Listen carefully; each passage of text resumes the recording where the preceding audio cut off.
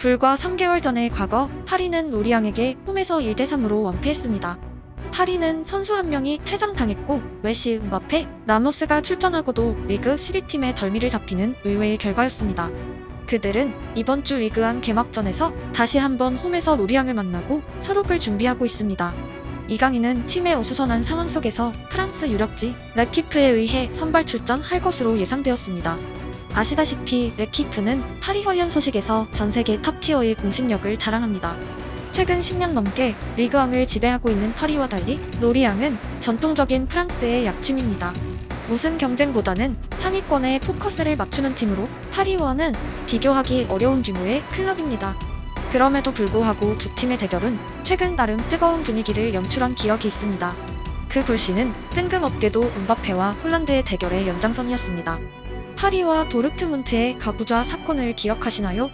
19-20 시즌 챔스 16강에서 파리와 도르트문트가 격돌했고 1차전에서 홀란드는 2골을 터뜨리며 새로운 축구 황제 대결에서 완승했습니다. 홀란드는 트레이드 마크인 가부좌 세레머니로 챔스 16강의 완벽한 주인공에 등극하였습니다. 문제는 도르트문트가 만든 챔스 2차전 포스터였습니다. 파리의 상징 에펠탑 앞에서 홀란드가 가부좌 세레머니를 하는 다소 충격적인 디자인이었습니다. 이후 포스터가 삭제됐을 정도로 논란이 있었던 이유는 에펠탑은 파리의 상징입니다.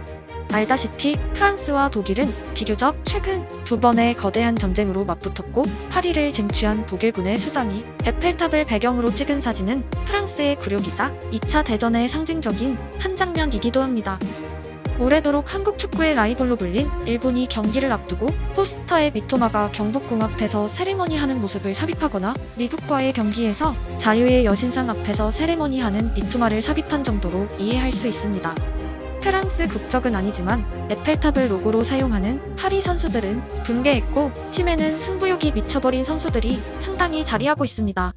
마르키뇨스가 1차전 터널에서 상대 선수들이 자신들을 조롱했다고 밝힌 내용은 더욱 2차전에 불을 지폈습니다. 결국 파리는 분노의 2대0 승리를 거두며 극적으로 8강에 진출했고 도르트문트는 탈락했습니다. 파리 선수단 전체가 홀란드의 가부좌 세레머니를 시전하며 승리만큼 중요한 의식을 거행합니다. 해당 의식의 주도자는 음바페가 아니라 가장 전의를 불태웠다 라커룸의 실질적 리더 네이마르였다고 알려져 있습니다. 가부좌 대결은 파리의 승리로 화려하게 마무리되었지만 해당 세레머니는 의외의 장소에서 다시 한번 재현되었습니다. 로리앙은 20-21 시즌 극장골을 터뜨리며 파리의 3대2 역전승을 거두었습니다. 로리앙의 요한 위사는 득점에 성공하고 가부좌 세레머니를 선보이며 파리 선수들의 분노 버튼을 눌렀습니다. 해당 사건은 파리에게 큰 원한이 없던 팀들을 포함한 리그왕 대부분의 팀들이 파리를 대하는 적대심이 함축되어 있습니다. 지난 영상에 소개해드린 대로 파리를 상대하는 대부분의 프랑스 팀들은 다른 팀들보다 유독 파리에게 거친 플레이를 보입니다. 돈으로 리그왕을 지배하는 파리는 프랑스의 다른 팀들에게 공공의 적이 되었습니다. 막상 자기 팀이 거대 자본에 팔리면 행복할 팬들도 타팀이 자본으로 리그를 지배하면 극렬하게 반대하는 것이 프로 스포츠입니다. 레알, 양키즈, 첼시를 통해 여러 국가에서 비슷한 분위기가 연출됐었습니다. 양키즈의 별명은 그 유명한 악의 제국이고 프랑스의 파리는 MLB의 양키즈를 압도하는 홀로 진격하는 팀입니다. 파리가 뮌헨에게 패배하며 챔스 우승에 실패했을 때 축제가 펼쳐진 전통의 라이벌 마르세유만큼은 아니지만 프랑스 대부분의 팀 선수들과 팬들은 파리가 챔스에 출격하면 다른 국가의 팀을 응원하고 있습니다. 가부좌는 도르트문트의 1차전 승리에 고무됐던 요한 위사 선수의 복수극이었습니다. 리그왕 전체에 가득한 반 파리 생제르맹 분위기는 올 시즌 이강인이 겪을 미리 보는 원정 경기입니다. 하지만 리그왕의 경기장 치안은 잘 유지되고 있고 파리 선수들이 원정팬에 공격당한 사례는 거의 존재하지 않습니다. 스탠드의 분위기와 달리 이강인은 오직 축구에 집중하면 되고 프랑스 왕좌의 팀에 속한 선수로서 마요르카와 다른 상대의 열띤 반응은 오히려 동기부여가 될 수도 있습니다. 일부 선수들은 빅마켓 팀을 선택하는 이유로 관중들의 분위기를 말하고 오히려 경기력에 긍정적인 요소가 되기도 합니다. 그러한 선수들의 공통적인 특징은 긴장하지 않는 성격을 가지고 있고 이강인은 세계에서 가장 거대한 대회 월드컵 데뷔전에도 긴장하지 않던 성향입니다. 파리를 향한 거친 플레이에 심판의 휘슬이 적절히 대응하는 것은 파리뿐 아니라 리그왕 전체의 발전과 인기를 위해 반드시 필요하고 선수들의 보호와 정당한 플레이를 위한 사무국의 노력은 지속적으로 바라고 있습니다. 누누이 말하지만 고의적인 파울은 아름다운 축구의 적이고 해결책은 경기장 안에서 오직 심판의 기능입니다. 가장 이슈가 되는 것은 역시 파리의 내부 상황입니다. 불과 한 달 전에 발표됐던 파리 로리앙전 예상 개막 로스터입니다. 음바페, 네이마르가 당연히 출전하고 이강인이 미드필더 역할을 소화할 것으로 점쳐졌습니다. 가장 최근 레키프의 예상 베스트 11은 네이마르, 음바페가 모두 빠져있고 이강인은 처음으로 왼쪽 윙어의 이름을 올리고 있습니다. 레키프는 대부분이 틀린 정보를 게시하는 지역지들과 달리 프랑스 공신력 1위의 유력지입니다.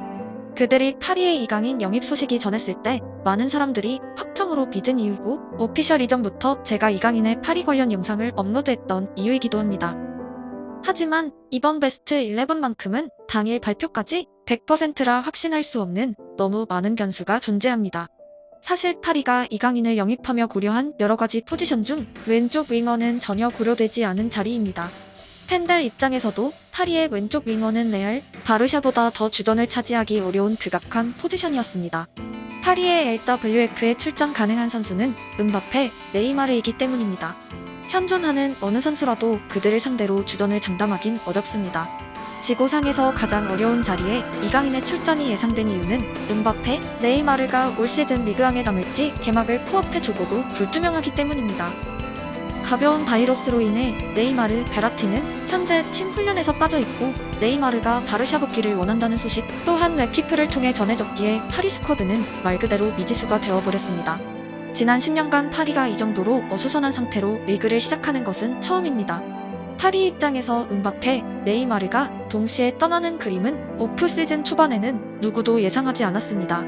즉, 왼쪽 윙어의 대체자는 필요성을 1%도 느끼지 못한 포지션이고 전혀 보강하지 않은 자리입니다. 두 명 모두 파리를 떠난다면 많은 사람들이 걱정하던 이강인의 파리 주전 경쟁은 순식간에 난이도가 대폭 조정되며 왼쪽 오른쪽 윙어의 미드필더까지 광활한 포지션에서 번갈아 출전이 가능합니다. 하지만 반전은 이강인이 롤모델로 삼을 선배들마저 사라진다는 것입니다. 음바페, 네이마르, 베라티, 메시, 라모스가 모두 빠진 파리는 지난 시즌과 달리 발롱도르급 네임 밸류 선수가 0명이 된다는 의미이기도 합니다. 호재와 악재가 겹쳐진 상황에서 어쨌든 개막일은 다가오고 있습니다. 파리의 상황과 별개로 로리앙은 다시 한번 파리를 침몰시키길 원하고 있습니다. 파리의 심장에서 가부좌를 선보였다. 로리앙의 서력을 새로운 선수들이 해야 한다는 의미이고 이강인도 포함되어 있습니다. 선수단은 바뀌어도 파리 팬들은 로리앙전 패배를 분명하게 기억하고 있기 때문입니다. 로리앙은 맨시티에서 자리를 옮긴 맨디, 세네갈 국대 밤바디엔, 말리 국대 코네, 베냉 국대 토신을 보유한 만만치 않은 팀입니다.